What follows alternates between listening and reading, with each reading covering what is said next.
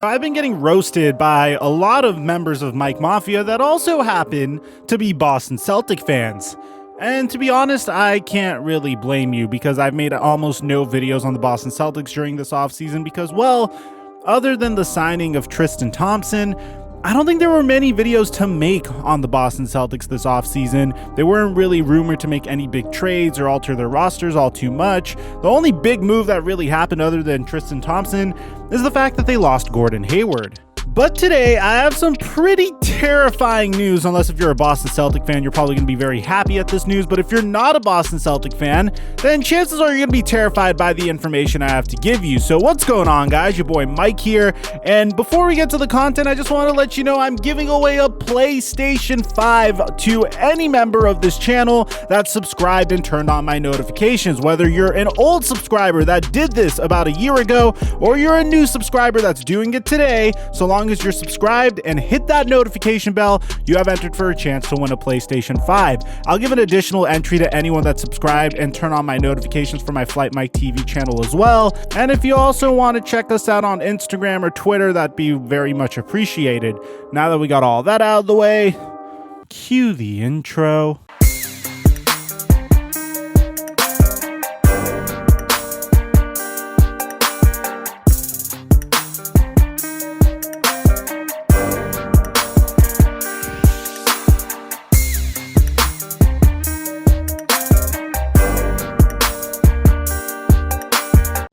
All right, questions for Jayson? So you got the designated rookie extension that kind of makes you the centerpiece of the franchise. And, you just had a teammate who left because he wanted to try to have a bigger role elsewhere. So I'm wondering, as the person who's really going to be the centerpiece of the offense going forward, how do you have to manage your role now as the kind of leader of this team to make sure that everybody feels like they have a satisfying share of the offense? Continue to grow, build off each season, build off last season. I think I was become more of a playmaker in the playoffs, drawing more attention. And I think everybody was obviously guys get healthy, but as individuals, if we just continue to work on our game and get better, and it's gonna be different guys each and every night. Mic check 1 2 1 2. What's going on, everybody? It's been a very, very difficult 2 years, well, 3 years for the Boston Celtics, in the sense that they had to make some very difficult decisions. 3 years ago, the Boston Celtics decided to trade a trade package surrounding Isaiah Thomas, their current hero, a player that just went through a playoff series following the passing of his sister with a hip injury, for Kyrie Irving. And at the time, I thought that trade was, one, very cutthroat and ruthless, and two, kind of smart to do so on the part of Danny Ainge. But in addition to that, they decided to go out and sign Gordon Hayward in free agency and reunite him with his old Butler head coach from the time he was in college. Bear in mind that Butler made it all the way to the national championship with Gordon Hayward on the roster, and they were a crazy buzzer beater away from potentially winning the national championship and completely melting the internet back then. For the most part, you would have to think that there's no way this fails. Kyrie Irving, Gordon Hayward, Al Horford,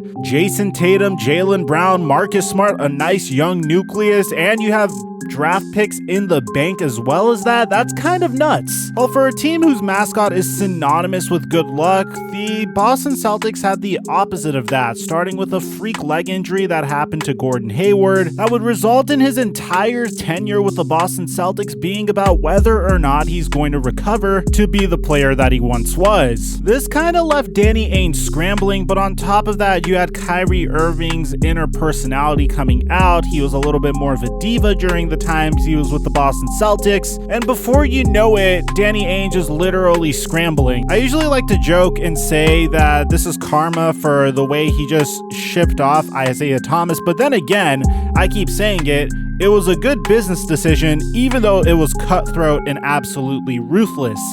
Now he's in this situation where Gordon Hayward says, hey, I'm ready to move on and sign with a new team. He was clearly just looking for a payday. He wasn't really frustrated with the way things were going down in Boston, and I don't really blame him because this was probably his final opportunity to get more long-term stability.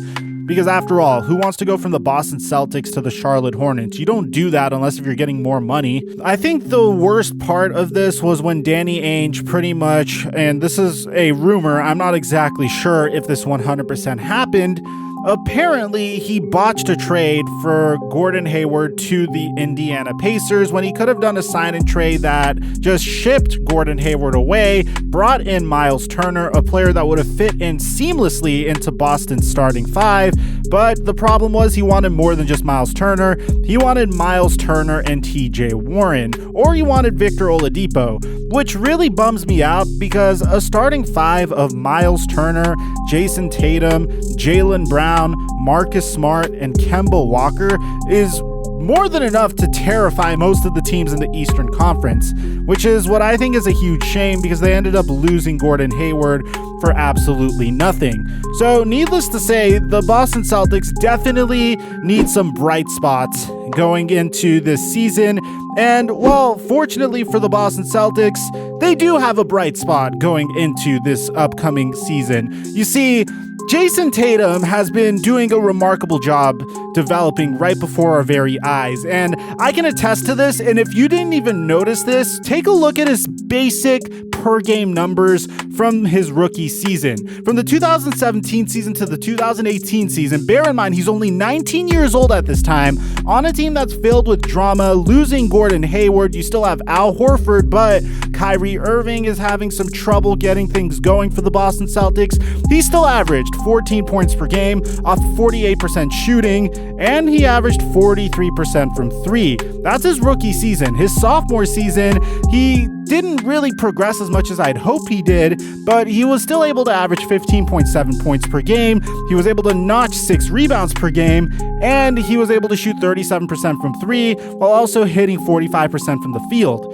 Then this past year, Jayson Tatum, I think the part of this had to do with Brad Stevens moving him more to the power forward position than the small forward position, because when he did that, Jayson Tatum averaged 23 points per game, grabbed 1 extra rebound to his total, 7 rebounds per game, shot 45% from the field. He also shot 40% from three while attempting 4 more threes per game for 7.1 three-pointers attempted per game, which is terrifying if you think of that. You should not have your three-point percentage improve that much when you're shooting almost double the amount of threes you were shooting the year before. But there's even more of a reason to be terrified of Jayson Tatum now, because according to Brad Stevens, he just revealed a fact on Saturday that should terrify the rest of the NBA. You see, if you looked at Jayson Tatum and you thought, hey, Jayson looks a little different, well, that's because he does. Because according to Brad Stevens, the Celtics forward originally came into the NBA listed at 6'8". Upon entering the NBA in 2017, according to his head coach, he is now listed at 6'10". Now, here's what's even more terrifying, and this is more of an eye test thing more than anything. If you look at Jayson Tatum and look at his body and compare him to his rookie year, the dude got huge. Look at him. Look at the amount of muscle he put on. Look at the amount his frame got filled out. This is the year that I'm projecting Jayson Tatum to average almost 30 points per game, around 27 points per game, now that he is the official undisputed leader of the Boston Celtics. Getting the contract extension that he got this past offseason should only add fuel to that fire, because now he is the undisputed leader of this Boston Celtics roster. Bear in mind, Kevin Durant, I think this is cap, and let me know in the comment section down below if you think this is BS too. Kevin Durant is listed at 6'9", 1.5 inches by the Brooklyn Nets, but there are other people that say that Kevin Durant's lying about his height for some reason, and he's actually 7 foot.